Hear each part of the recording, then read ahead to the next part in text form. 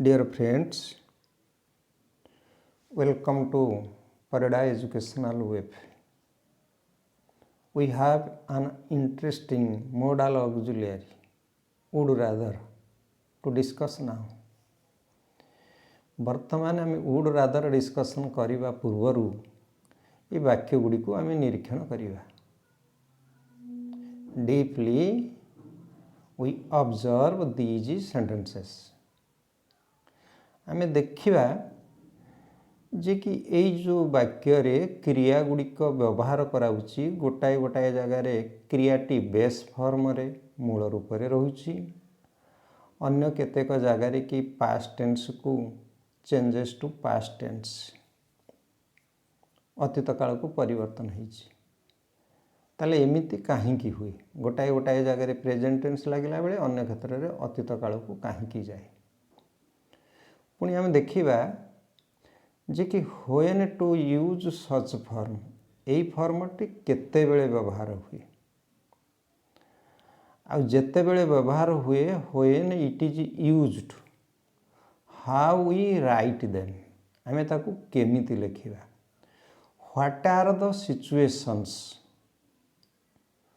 We select to use such modal auxiliary. यही अनेक प्रश्नपत्र आमर विभिन्न प्रतियोगितामूलक परीक्षा रे आसे. धरा जाऊ मनकर एटा एक क्वेश्चन ये क्वेश्चन ले 4 गोटी वाक्य दिखाई एवं क्वेश्चन वर्ब जगटी को ब्लैंक रखा जाइछि एवं प्रॉपर फॉर्म बा करेक्ट फॉर्म रो there is instruction to use the verbs in correct form. हमको करेक्ट फॉर्म रे वर्ब लिखिया पई अछि आमे केमिति लिखिबा आउ कोनटा which is right and which is wrong. Let's discuss. Would rather it is used the sense of prefer to और when we preferring one things that we use would rather अर्थात मु जा चाहूँगी जहाँ लाइक करुच्छी जहाँ पसंद करुच्छी. हम देखिए वुड रादर व्यवहार कला बेले वर्बर टेंस फॉर्म कौन होची एवं आमे केते बेले यहा को व्यवहार करिबा एवं व्यवहार कले हाउ टू यूज और हाउ टू राइट आमे लिखिबा केमिति हाउ टू यूज और हाउ टू राइट. एबे आस देखिबा would rather means prefer to. आमे मध्ये देखो here is an example I would rather play here एटा को मध्य मु लिखि परिबी वुड रादर को उठै देले I prefer to play here. The synonym of would rather is prefer to एवं ताकू आमे नेगेटिव फॉर्म रे जदि व्यवहार करिबा नॉट प्ले आमे डू नॉट प्ले कि डिड नॉट प्ले लिखिबा नाही नॉट प्ले. ताले एटी वर्बटी सबु बेले बेस फॉर्म रे व्यवहार होउची एवं बेले बेले यार कॉन्ट्रैक्टेड फॉर्म रे व्यवहार हुए. I'd you'd I'd means I would. आमे पढ़िला बेले while we read our textbook I'd means I would आमे मध्य आई वुड पढ़ी परिबा. You'd means you would. This is the contracted form. एबे आस देखिबा जे कि प्रिफर जदि वन ऑब्जेक्ट कले ताले आई would rather play football here I would rather play here मु एठारे खेलिबा को चाहूँगी. When there are two objects or when there are two verbs how we write आमर जते बेले दुईटा ऑब्जेक्ट आसीबो और दुईटा क्रिया आसीबो आमे सते बेले की प्रकार रे लिखिबा. Now when to use and how to use or write we will discuss. Someone asked me what you want to drink sir मत जने पचारा सर कौन पीबे जे कि जूस पीबे ना मिल्क पीबे here there is the choice और प्रिफरेंस एठी मु मोर प्रिफरेंस देवी मु जदि कहिबी जूस पीबी ताले मु लिखिबी I would rather drink juice मु जूस पीवा को पसंद करे ताले इटा लिखिली केमिति how I write subject plus would rather plus base form of verb base form I would rather drink juice plus object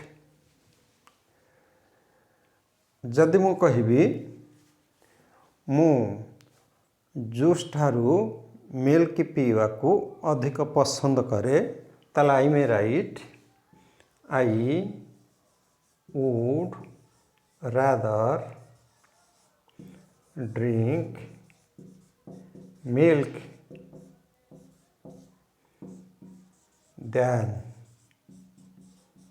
juice एबे देख केमती मु लिखिली आई वुड रादर मोर जोटा चॉइस वुड रादर पर सेटा लिखुची जोटा मोर चॉइस नुहे ध्यान पर सेटा लिखुची ताले एठी आमे लिखिया केमिति when there are two objects and what is our choice what is our most preference we write after would rather अर्थात आमे जहा को पसंद करूछंती बा जहाटा पसंद करूछंती वुड रादर पर सेटा लिखिबा आमर जोटा पसंद नुहे एटा पसंद नुहे एटा ध्यान पर लिखाउछि केमते लिखिली नागे लिखिनी सब्जेक्ट प्लस वुड रादर एबे नै जिबा ऑक्सिलियरी आकु भी आमे मते ऑक्सिलियरी मॉडल ऑक्सिलियरी प्लस के बेस फॉर्मर verb plus object 1 that is object 1 और OB1 प्लस ध्यान प्लस ऑब्जेक्ट 2 ताले जोठी दुईटा ऑब्जेक्ट आस्तुव सब्जेक्ट नबा ऑक्सिलियरी वुड रादर नबा बेस फॉर्मर वर्ब दबा ऑब्जेक्ट 1 लिखिबा ध्यान ऑब्जेक्ट 2 ऑब्जेक्ट 1 टी I prefer I don't prefer object 2 आर अर्थ बुझिया पई हबो एईटा को चाहूची एईटा को चाहू नहीं अर्थात जोटा चाहूची वुड रादर पर से जिनिसटा को लिखा पड़ो एबे आस जीवा एटा बेस फॉर्मर वर्ब लगुची एवं अनेक क्षेत्र रे मध्य V2 फॉर्म वर्बर we use V2 form and when we use VT form we discuss understanding or clear understanding I divided two part मु देख दीटा पार्ट कर देछि ई mark I would rather go to market then my village एटा हम देखिबा tense देखिबा time देखिबा एटा देखिबा वर्तमान टाइम एटा बेस फॉर्म रे अछि I would rather go to market then my village अर्थात मो गाँ को जीवा अपेक्षा मार्केट जीवा को पसंद करी एपटे I would rather you want to market then my village मु चाहूसी तुमे मो गाँ को जीवा अपेक्षा मार्केट जीवा को ताले ए सेंटेंस रे आमे जति तार स्ट्रक्चर देखिबा सब्जेक्ट रहिला मु कहतली वुड रादर को आमे ऑक्सिलियरी नै जिबा लेख AUX subject plus AUX go base form verb base form मूल रूप रे अछि किंतु एठी देख you mark will take a comparison in between two subject plus auxiliary plus here is another subject, another subject. When after would rather there is no subject other than this, यही subject ठारू जदि अन्य किसी subject नहीं other than I, other than first subject, प्रथम subject व्यतिरेक जदि अन्य किसी सब्जेक्ट नहीं, that is base form verb. किंतु mark this sentence, here is subject I, here is after would rather there is subject you, that is separate subject other than I. I व्यतीत अन्य एक subject अच्छी. When there is a separate subject and which is not same as the first subject, the tense form is past. जदि आमर separate subject रोची ताले इटा V2 को पढ़ुची, किंतु द मीनिंग इज प्रेजेंट और फ्यूचर, किंतु यह प्रेजेंट और फ्यूचर टाइम की सूचौची. ये पास्ट टेंस रे व्यवहार करिसंती अर्थ सेंटेंस रो मीनिंग पास्ट टेंस जीव नाही. एठारे मु चाहूँची मार्केट जीवाकू, एठारे मु चाहूँची तुमे मार्केट जीवाकू. एठी meaning is not past, meaning is also present और फ्यूचर. ताले आमे एई स्ट्रक्चर टी कोठी लिखुचंती, ताले subject plus auxiliary plus other than first और अनदर सब्जेक्ट. ये मुझे लिख दूसरी another subject plus V2 plus object और rest part of the sentence. ताले जदि आमे वुड रादर परे सेपरेट सब्जेक्ट आसुची ताले V2 फॉर्म को जीव एवं यह प्रेजेंट एवं फ्यूचर टाइम रो सूचना दिए. You mark the second sentence, I would rather do something for him. एटी देख I would rather they separate subject आसीगला did, एटी do थिला एटी did थिला. तेणु when we face different examinations in our formal life or in our future life, we come across such type of questions in different competitive examinations. If we mark since now, जदि आज आम यहाँ शिखी जावा ताले future रे बहुत यह काम रे आसीबो.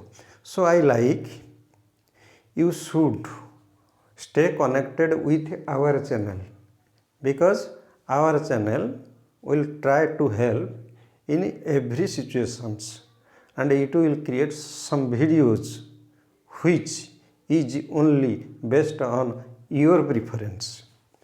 तेणु आम ये देखिले वुड रादर पर do something for him and I would rather पर सेपरेट सब्जेक्ट आसला.